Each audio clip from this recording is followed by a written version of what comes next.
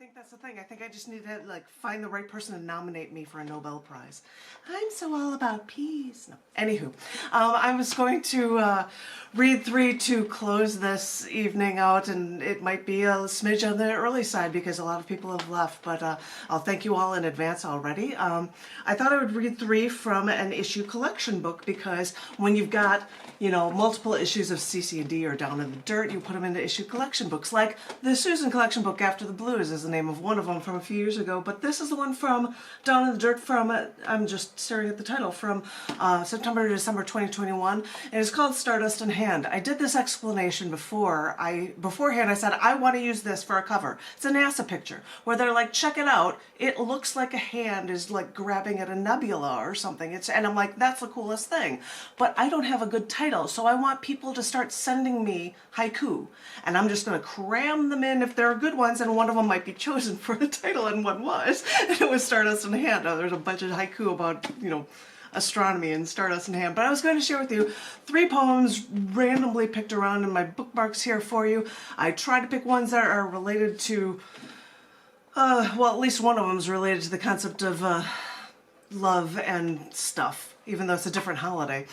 This is a poem that is titled Every Day is Sweetest Day. Concocted by candy makers, this Midwestern U.S. holiday was spearheaded by the Sweetest Day Committee to give away boxes of candy. Since Sweetest Day was invented for companies to make more money, it had been branded as a Hallmark holiday, even though Hallmark had nothing to do with it. And it's true. It's just another generic man-made holiday. But my first date with my first boyfriend was on Sweetest Day, and he took me to the nicest restaurant in town and treated me like a princess. So, I may be biased. It might be romantic of me to try to romanticize Sweetest Day, but remember that Aristotle said that romanticism was not depicting life as it was, but how it should be, how it ought to be. Because if you meet that just right someone who will give you roses after knowing you for only 5 days, who will draw baths for you, who will carry you down a mountain, you might then start to wonder what you even need a Hallmark holiday for anyway. Every day is Sweetest Day when you meet that just right someone. Because how sweet it is, indeed, once you realize that every day is the sweetest day. Aww, sorry. It's so cheesy. Aww. Yeah, I morphed that into things about my husband too. He wasn't my first boyfriend, but oh, it's so darn cute. The last two I was going to read are also in this book, Stardust in Hand. They relate to events in a calendar year, and people like Tom might remember that I wrote poems every day of the year, and I have a lot for events, and so I have in 2 volumes, because there's just enough material, stuff about that, but a lot of these are also women's issues ones. I was mentioning that another press is publishing a book of mine very, very shortly in the next month or 2, hopefully before March, and it is called Shattering the Glass Ceiling, and there's a section in there of women's history poems, and I believe both of these will be in that book, but they're also in this book, Stardust in Hand, so I'm sharing them with you. This first one is called No Peace and Rise to Power. It was written on the birthday of Indira Gandhi.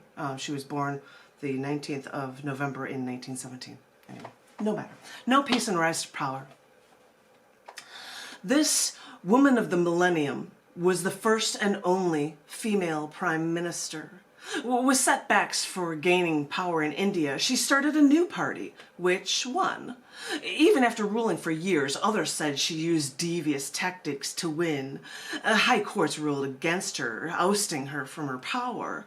But she called a state of emergency, enacting restrictive laws to save herself. The public that was then just so outraged. She was even briefly imprisoned for corruption.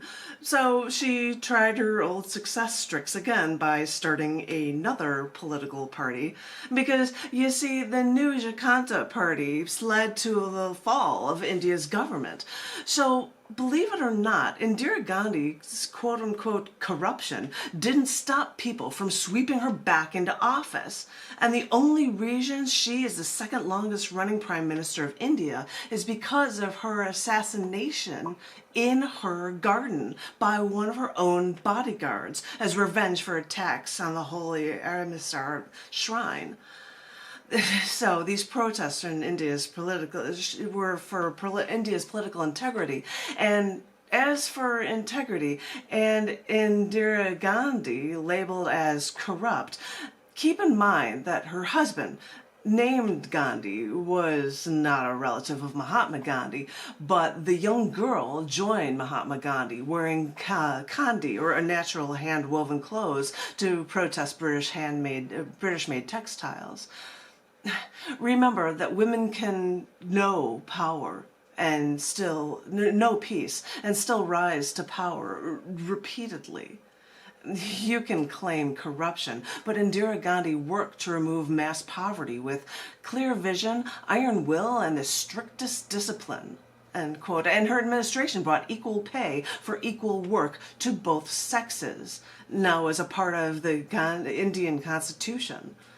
Indira Gandhi took that chance whenever she could, even telling her aunt, "Someday I am going to lead my people to freedom just as Joan of Arc did," quoting her. Indira Gandhi ruled a nation, won battles, and even fought for change, not because she was driven as a woman, but because she was human. Indira Gandhi, called the greatest mass leader of the last century, made changes for women with her clear vision, iron will, and her strict discipline, not because she was a woman, but because it was right. Remember this, and take stock in everything women can do, because you know you were right. Sorry, you got a speech on Indira Gandhi there, so. And I've got another one about a history of women, and this one's intriguing for the last one I'm going to share with you guys. This one is called Expand and Save Yourselves. This was written on the 26th of November, on the 1504 date of the death of Queen Isabella I of Castile. And you're like, why do I need to know this? Well, we'll find out. This is called Expand and Save Yourselves. It is funny, looking back on history, how Pope Alexander VI recognized King Ferdinand II and Queen Isabella I of Castile as a servant of God in 1974, posthumously in the Catholic Church. Who knows? That may have been because the two completed the Reconquista, the ordering of either conversion or exile of all their Muslim and Jewish subjects. But why mess your head with this history or religion when her marriage to Ferdinand was then the basis for Spain's de facto union, and it was only after her struggle to claim her right to the throne did she reorganize the government, eliminate the national debt, and bring the nation's crime rates down to their lowest levels in years. With all this extra money, she was even able to finance Christopher Columbus's 1492 voyage, leading to the discovery of the New World, though it wasn't new to the natives here, and making Spain a global power for a century.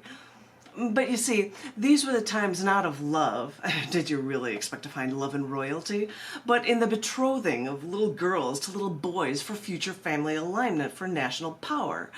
So Isabella was betrothed at the age of 6, despite familial deaths and power struggles to destroy the chances of these two children marrying each other, even though they were cousins.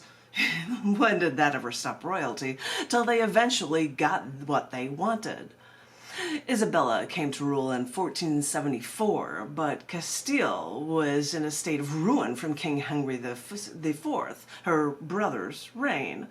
Even though her brother named her as his successor, people tried to kill her, and war ensued for years over control over the Atlantic.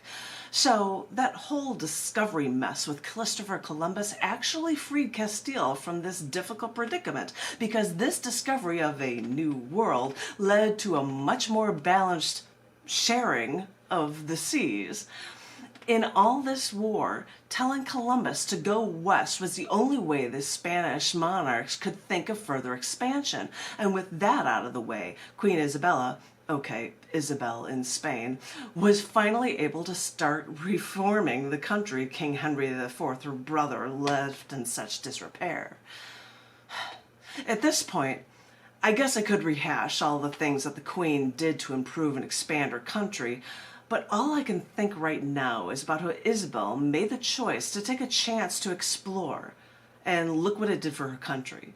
I think on this day that she passed away, a day so close to Thanksgiving here in the United States, exploration during war.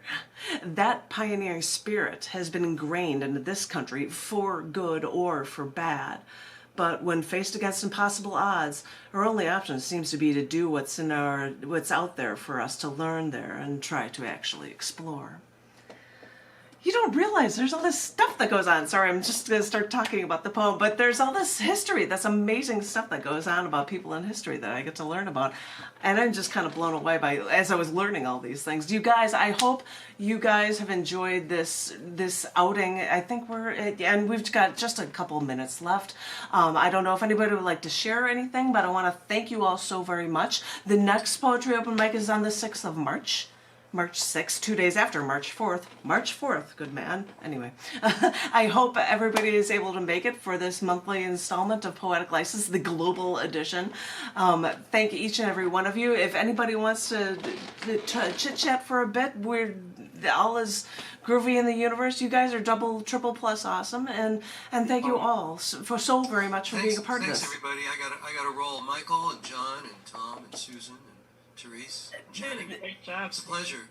It's been great hearing all the great different voices here, and I've really enjoyed it. And thank you all for choosing to be a part of this, because we've, as other people have said, we've all grown so much because of it. And I want to thank you for helping us all grow and learn and be better ourselves and help others to be better as well. And so, yay creativity, yay Poetic License, and yay each and every one of you. So thank you all so very much. Thank you. Thank you. Thank you. We'll see you next month. Definitely. Thank you so very much. Thank you.